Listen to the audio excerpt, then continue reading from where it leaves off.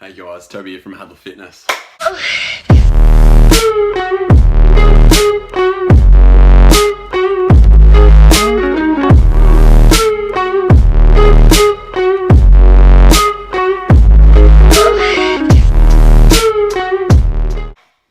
Alright, let's get it.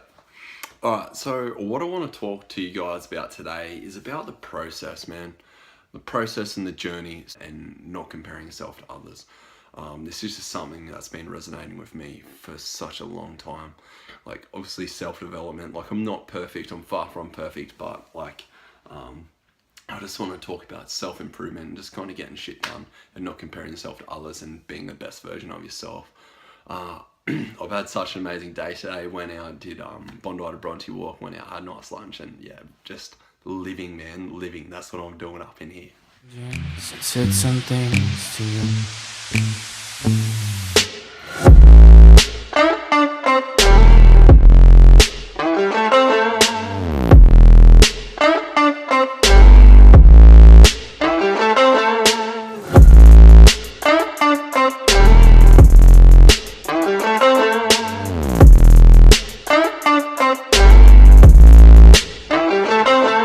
I think too much, I'm out of touch, it's true. Don't give a fuck, actually I do. If I said too much, I know you're mine to lose. Journey. So like a lot of people always blame like their progress or their physique or what's happening in their life. They always seem to be a victim. I personally like do this sometimes. Like sometimes I blame external things instead of just fucking owning it and just saying like I fucked up, or like this is because this is why it is, because I've done this, I've done that, okay? And then just moving forward and owning your shit. I find a lot of people struggle with this, and then this basically just comes down to all aspects in life, just accepting it. But I also want to talk about like health and fitness today, and this relays into this quite well. But one thing I find that you can't cheat in life is a really good physique. Like hard work, eating good food consistently, staying consistent in the gym, and then overcoming good days, having good days and having bad days, and just always staying on the grind and being truthful to yourself and getting in there and getting it done. Not just talking about it, actually walking it and doing it. I find a lot of people will fucking talk about what they're doing, and they're going to go on this diet, they're going to go and do this, they're going to go and do that, and then they never go and do it. But and then on top of all that, you've got your social media platforms, specifically Instagram. I want to talk about like you go through the feeds, you type in like fitness, and there's old mate just like 2 days out from a competition prep, something that he's been putting in like 6 months of like hard dieting and training into just to look good on one day of the year, and then people perceive this as something that's achievable in like 6 weeks or even 6 months, when it's not. Like people don't kind of understand what is achievable and what isn't. But so I just want to talk about roughly like my journey and what I've achieved. So like these two pictures here. So basically that's like 4 months apart, and that's just solid, consistent training. And then obviously you've got lighting and exposure and external sources, and what I may have ate the last day. Like I may have had like a very carb rich meal, so I might have been very full, and like my muscle would have been very full of a lot of water retention and muscle glycogen, so I'll look a lot bigger and look a lot stronger. Like, so I can stand up here and like that's just natural. That's just natural. And then I can move into the bathroom, and I can have like good downlighting that's fucking like on point and look just ridiculous compared to what that is. So you just have to be aware of what is and what isn't. So like serration's coming through.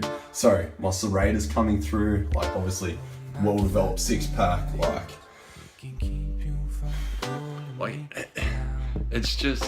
It just gets a little bit beyond ridiculous what's achievable and what isn't.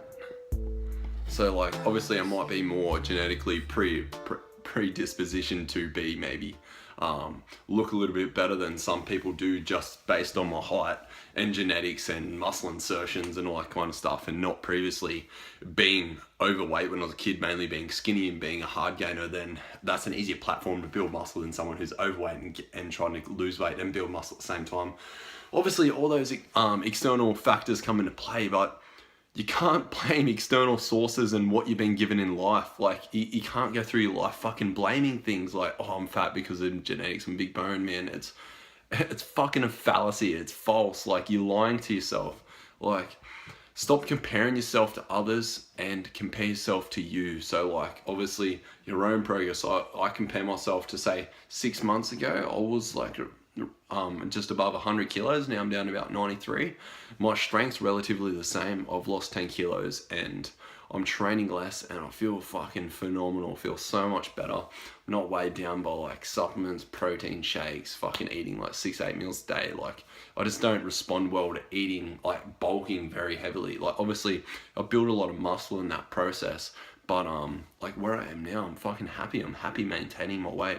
Like, obviously there's some areas in my physique I want to develop. Like, obviously my upper chest, my deltoids, I want to get that like 3D effect, but like obviously all that will come in time. So I turned 26 this year, so with males I'm also pretty like genetic wise, and obviously your hormone profile based on kind of like your genetic age, like the best, like the peak of your hormonal profile as a male adult. Like, obviously like the top part of your life is between that 25 to 50, and for women it's generally between like I think 16 to 28 or something like that, 16 to 30. So it's a little bit different, but for men, in regards to what I'm specifically focusing on, like I'm just starting to hit my prime, so like I've got a lot of room to move. This is what people don't realize, like, oh, I'm 30, like I'm done. Oh, I'm 40, like I'm done. Your life's only fucking beginning. If you can put one foot in the other, your life is only beginning. Like, don't count yourself out like, oh, I'm too old, or